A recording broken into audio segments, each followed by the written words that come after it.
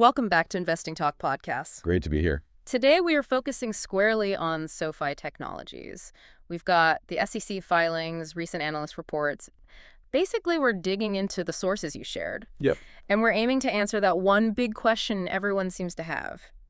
Is SoFi actually a good buy right now? And spoiler alert, we're not going to bury the lead here.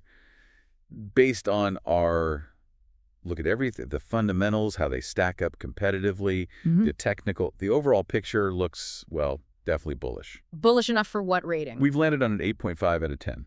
Pretty strong. Okay, 8.5 out of 10. That definitely needs some unpacking. So over the next few minutes, that's what we'll do. We're going to get into the fundamentals, their competitive edge, what the charts are saying, and maybe most importantly, those key catalysts coming up. Right.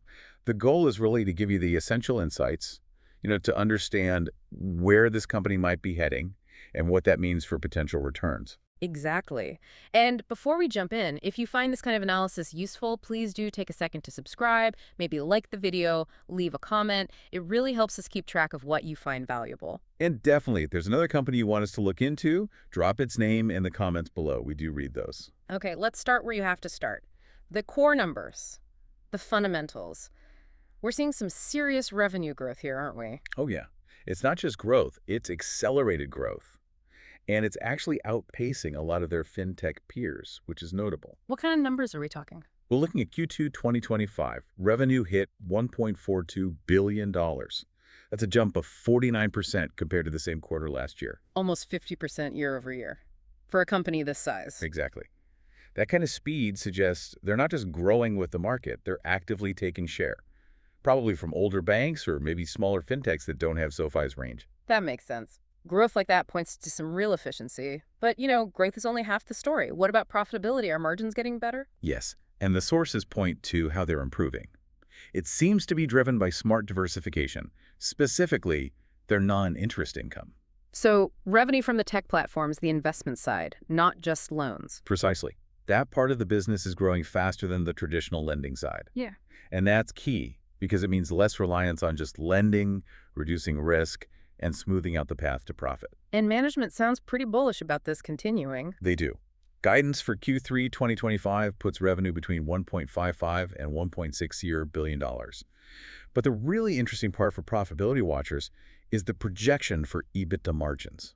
What are they saying there? They expect margins to hit the high teens. High teens EBITDA margins. For a growing fintech, why is that such a big milestone? Well, it's kind of the proof point, isn't it? It shows the model actually works efficiently when scaled up. High teens means the operations are really productive, throwing off significant cash relative to sales. Right. It signals that all that investment in growth and getting customers is finally paying off in terms of real financial leverage. Exactly. And that's the kind of thing that really shifts how analysts see the company. Which seems to be happening. The sources mention a noticeable positive shift from analysts back in September 2025. Yeah, definitely. We saw several firms bump up their targets around the same time. Mizuho, Needham, Citigroup. They all moved their targets into that $29 to $31 range. So the big investment houses are buying into the story. It looks like it. They seem convinced that this momentum, especially getting towards those higher margins, is sustainable. Okay, let's shift gears a bit. From the numbers to what actually supports them, the competitive moat. It's easy to just lump SoFi in with other neobanks, but that misses a key piece, right? Their integrated ecosystem. Yeah, you absolutely can't overlook that. The ecosystem is, well, it's basically everything for them. How so? It's how they've tightly woven together banking, lending, and investing all in one app, one platform. This dramatically cuts down their cost to get a new customer. Because once someone's in for, say, a student loan, it's easier to sell them on checking or investing. Exactly. Much cheaper. It creates this loop, this really sticky relationship with their members. But what really separates them, from maybe a Chime or even the big bank apps is that B2B tech side, Galileo and Technisys. Yes. That's the differentiator. You have to understand these platforms. Explain them a bit because this seems like core IP. Okay, so Galileo is like the engine room for payments and banking infrastructure. It doesn't just power SoFi. It powers hundreds of other fintech companies too. Yeah. It processes transactions, handles the back-end stuff. So they're selling services to their potential competitors. In a way, yes. And Technisys, that's their cloud-based core banking platform. It lets banks and fintechs roll out new products really quickly.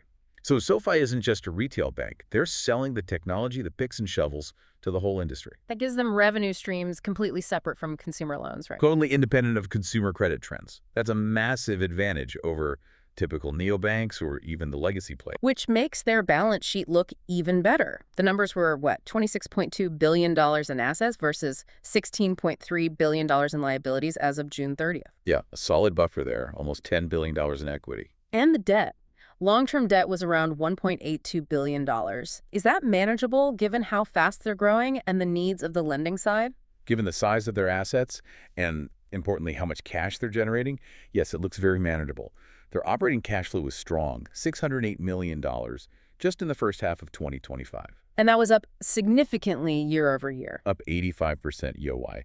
That kind of cash flow means they can handle the debt easily, but crucially, they can keep pouring money back into improving Galileo and Technisys without constantly needing to raise more outside capital. That makes sense. That operational muscle supports the growth. Okay, let's pivot to the market's view, the technicals. It sounds like the stock price is reflecting these strong fundamentals. Oh, definitely. The price action has been, well, firmly bullish. You're seeing a clear pattern of higher lows and higher highs over multiple quarters now. Where's the stock trading currently? Around $29, which, reflects a massive 267% gain over the past year.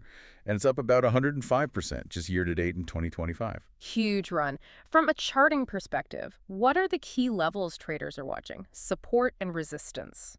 Okay, so the strong support level seems to be right around $25. That was where it broke out from earlier in the year. Often, old resistance becomes new support. And on the upside, if the rally keeps going, The next potential resistance zone looks to be in the $33 to $35 range based on projections. and momentum indicators, do they suggest this rally has substance? It's not just a quick spike? Good question. Yeah, they confirm the strength. The stock is trading comfortably above both its 50-day moving average, which is around $26, Okay. and its 200-day moving average, way down near $18. And the fact that the shorter-term average is so far above the long-term one. That's a classic technical sign. Yeah. It confirms the short-term trend is really strong and dominating the longer-term picture. Definitely points to a sustained bullish move. What about RSI, the relative strength index? Is it getting overheated, maybe overbought? Right now, the RSI is moving between about 58 and 65. That's actually a pretty healthy zone. Why is that? It shows strong buying momentum, good conviction, but it's not yet in that overbought territory, which is usually considered above 70. So technically, there's still room for the price to potentially run higher before you'd expect a major pullback just based on RSI. Okay, beyond the charts, let's look for conviction from people who should know best insiders and the big institutional players. What are the sources saying about their activity? The signals there are pretty strong, too. Filings from September 2025 show clear net buying by insiders. The CEO and CFO together picked up a net 217,000 shares. Executives putting their own money in at these higher prices. Yeah, that's usually a very powerful signal. It suggests they're confident about what's coming up in the near term. And the institutions, the big funds. They seem to agree. We're seeing significant institutional inflows.